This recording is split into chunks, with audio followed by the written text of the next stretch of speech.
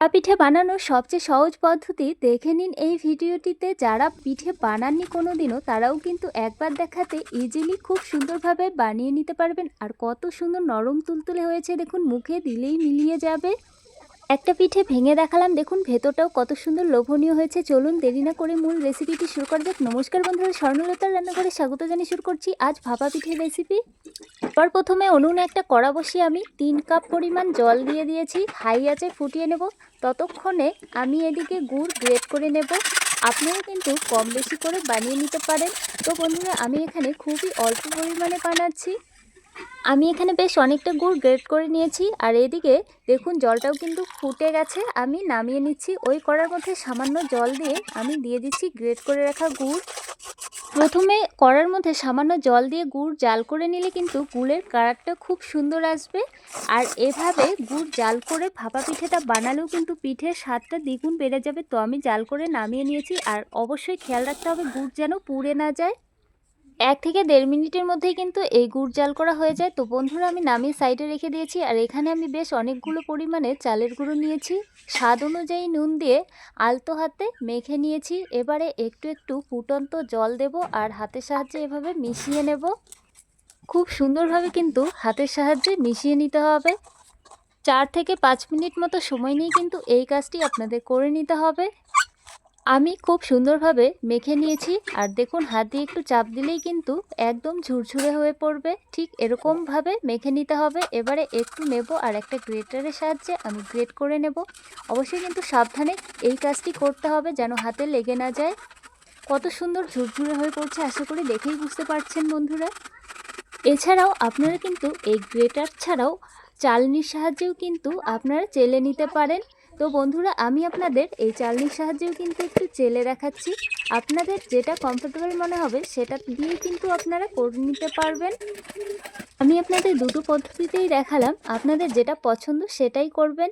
তো বন্ধুরা, আমি কিন্তু সবগুলো চালের গুঁড়োই কিন্তু খুব সুন্দরভাবে এভাবে চেলে নিয়েছি। আর এদিকে দেখুন গুড় জাল করে নামিয়ে রেখেছিলাম, কত শক্ত হয়ে গেছে। এবার একটা শিলনোড়ার সাহায্যে আমি গুড়গুলোকে গুঁড়ো করে নিয়েছি। তো বন্ধুরা, অবশ্যই কিন্তু আলতো হাতে একটু চাপ দিলেই দেখবেন খুব সুন্দরভাবে গুঁড়ো হয়ে যাচ্ছে। এবারে আমি একটা ছুরির সাহায্যে একটু ওপর নিচ করে নিচ্ছি। তাই পিঠে বানানোর জন্য আমি একটা ছোট বাটি নিয়েছি। আর এই বাটিটা অবশ্যই শুকনো করে নিতে হবে। তো বন্ধুরা, আমি একটু একটু চালের গুঁড়ো দিয়ে ড্যাব ড্যাব করে নিয়েছি।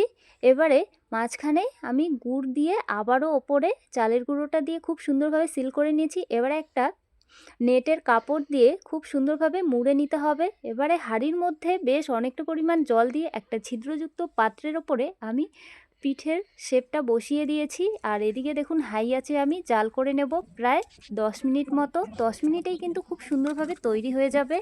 এদিকে আমি ততক্ষণে আরও কয়েকটা বাটি তৈরি করে নেব। দেখুন বন্ধুরা, আমি সেম প্রসেসে কিন্তু আরও 3টে বাটি আমি রেডি করে নিয়েছি। দেখুন বন্ধুরা, 10 মিনিট পর ফিরে এলাম। আর দেখুন ঢাকা তুলে আমি পিঠেটাকে নামিয়ে নিয়েছি। আর দেখুন পিঠেটা কত সুন্দর নরম তুলতুলে হয়েছে আর কত সুন্দরভাবে তৈরিও হয়েছে। দেখুন সেম প্রসেসে কিন্তু আমি পরের বাটিগুলোও দিয়ে দেব। আর খুব আলতো হাতে কিন্তু এই কাজটি করে নিতে হবে। দেখুন বাটিটা আমি তুলে নিয়েছি। এবার নেটটাকে খুব সুন্দরভাবে মুড়ে দিতে হবে। তো বন্ধুরা, প্রত্যেকটা বাটির শেপই কিন্তু আমি দিয়ে দিয়েছি। আপনারা কিন্তু চাইলে যে কোনো সুতির কাপড় ইউজ করতে পারেন। ঢাকা দিয়ে আবারও আমি 10 মিনিট হতে দেব। আর ততক্ষণে আমি আপনাদের একটা পিঠে কেটে দেখাচ্ছি। দেখুন ভেতরটাও কত সুন্দর গুড়ে টুকটুক করছে। খেতেও কিন্তু ভীষণ ভালো লাগে এই পিঠেটা। আপনাদের কার কার পছন্দ অবশ্যই কমেন্ট করে জানাবেন। তো দেখুন বন্ধুরা, পরের পিঠেগুলোও কিন্তু খুব সুন্দরভাবে তৈরি হয়ে গেছে। আর দেখুন এই পিঠেগুলো কিন্তু ছোট শেপগুলোই কিন্তু বেশি ভালো লাগে। তাই ছোট শেপ দিয়ে বানানোর চেষ্টা করবেন, দেখবেন খেতেও ভালো লাগে। আর সবাই কিন্তু চেয়ে চেয়ে খাবে, এতটাই লোভনীয় স্বাদের এই ভাপা পিঠে। আর শীতের সময় তো কোনো কথাই নেই, এই পিঠেগুলো কিন্তু শীতের সময়ই বেশ ভালো লাগে খেতে। এই পিঠেগুলো ছাড়া কিন্তু শীতকাল একদমই বৃথা। অবশ্যই শীত থাকাকালীন সময়ে কিন্তু আপনারা বানিয়ে নেবেন। আমার ভিডিও যদি আপনাদের একটুও ভালো লাগে বা হেল্পফুল হয়ে থাকে অবশ্যই প্রচুর শেয়ার করে দেবেন বন্ধুদের মাঝে। আর লাইক কমেন্ট শেয়ার করতে কিন্তু একদমই ভুলবেন না। যারা নতুন দেখছেন ইউটিউব থেকে দেখলে সাবস্ক্রাইব করবেন, ফেসবুক পেজ থেকে দেখলে ফলো করে পাশে থাকবেন। শেষ অবধি দেখার জন্য ধন্যবাদ।